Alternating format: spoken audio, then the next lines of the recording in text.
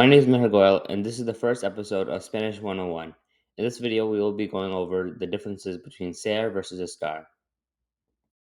First off, the conjugation.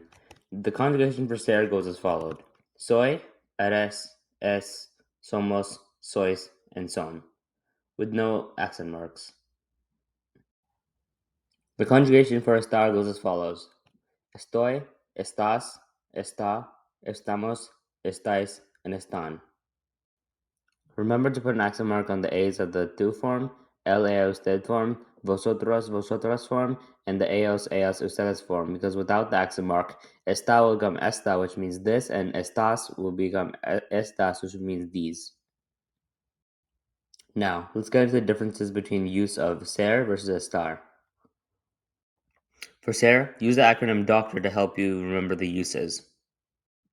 The first use case of ser is date. For example, hoy es el 26 de mayo. Today is May 26th. Mi cumpleaños es el 6 de enero. My birthday is January 6th. The second use case of ser is occupation. For example, mi madre es una médica. My mother is a doctor. Occupation can also refer to being a student. For example, soy un estudiante de colegio. I am a high school student. The third use case of ser is characteristics.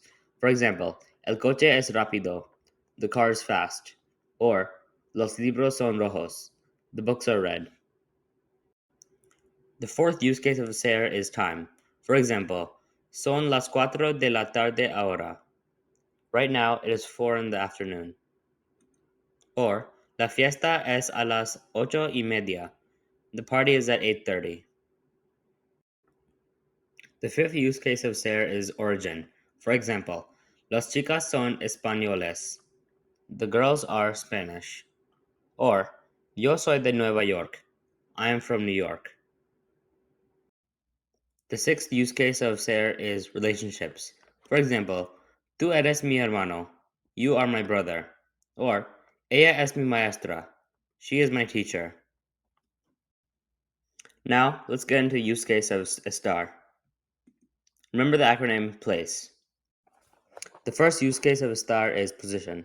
For example, el carro está delante de la casa. The car is in front of the house. Or, mis lápices están dentro de la mochila.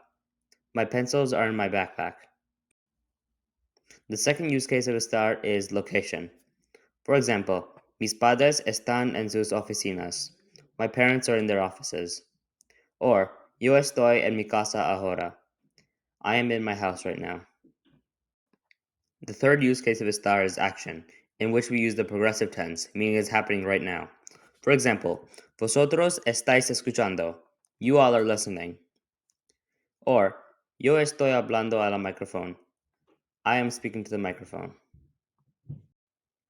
The fourth use case of estar is condition, specifically current condition that can change. For example, ella está débil. She is weak.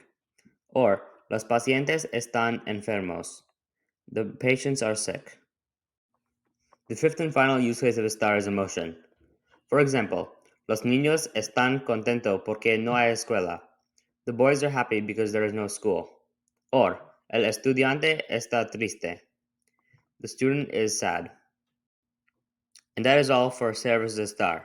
Now, let's test your knowledge. Mis padres blank unos contadores. My parents are accountants.